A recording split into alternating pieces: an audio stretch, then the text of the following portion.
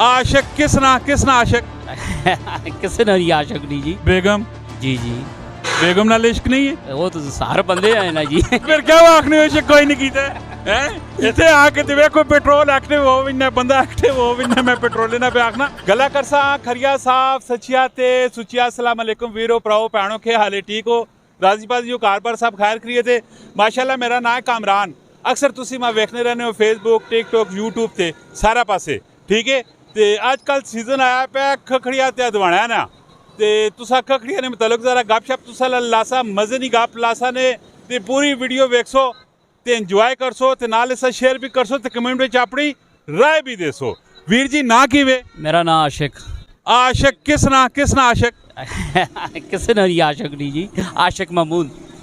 आशिक ते आ गए महमूद भी आ गए आशिक मां दसो सारे ज्यादा जिंदगी ने विच इश्क किस नाल कीता है इश्क किसी ने नहीं कीता जी। हजूर पाक नाल इंशाअल्लाह बिल्कुल वो तो है ज़ाहिर है मुसलमान है सारे के मुसलमान है। माशाल्लाह बच्चे हैं जी जी ते बेगम जी जी बेगम नाल इश्क नहीं है वो तो सारे बंदे हैं ना जी। फिर क्या आखने इश्क कोई नहीं कीता है इतने आके ते वेखो पेट्रोल एक्टिव हो भी ना बंदा एक्टिव हो भी ना मैं पेट्रोल ना पे आखना सब है भी ना बेगम एक ऐसा अल्फाज है माशाल्लाह सारे नी बेगमा अल्लाह ताला याद रखे सेहतमंद रखे लड़ाइयां मारो लाने मारो हौसला हिम्मत देवे ने की ख्याल है बिल्कुल बिल्कुल अच्छी गल है। वो बोलियां चालियां रहनियां ने लड़ाई झगड़ा टिका रहना ते घरे ते सोना माहौल बना रहना की ख्याल है बिल्कुल बिल्कुल रौनक है बिल्कुल रौनक होनी हुण आने उत्ते आशिक भाई इकड़ी खखड़ी है ये खखड़ी है जी इसा गर्मा भी आखदे नो ये होनी सिंध नहीं है ये मकसद गर्मा टाइप खड़की है इसा सिंध बेकाश की जुलनी है। अच्छा सिंध नहीं सिंध अलग खखड़ियां ने बहुत सारिया किस्म होनियां बहुत सारिया किस्म आ गई बहुत अजकल तो बहुत किस्म वो किस्म है लादा है वो भी सिंध अजकल सिंध पंजाब मिक्स ही चल रहा मगर ज़्यादा सिंध आ रहा है इस टाइम। इन्होंने ना दसो ना कि ऐसा असी गर्मा क्योंकि तकरीबन गर्मे नहीं जलनी है गर्मा थोड़ा बड़ा होना और ये छोटा दाना ये गर्मे नहीं तरह ही है आगे गर्मा असी जिस टाइम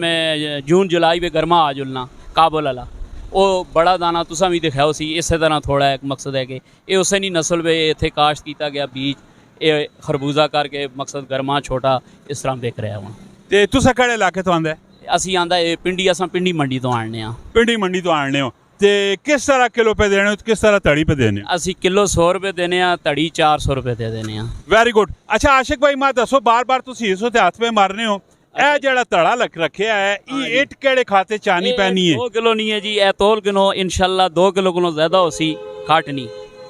ये चलो किसी वेले कोई बंदा ज्यादा तोलना ते असी इसा पत्थर घट होवे ते इसा नाल मिला देने ए चेक कर गनो देसी जुगाड़ देसी देसी तड़ा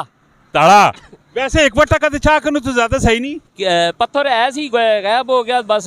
किसी टाइम अगर कोई ज्यादा लेना फिर असी इसा नाल यूज कर करने अच्छा ठीक हो गया यानी कि इस वजह तो सारा कुछ तो सारा रखा है ते ओवरऑल इस खखड़ी ने जरा दसो इसने फायदे क्यों ने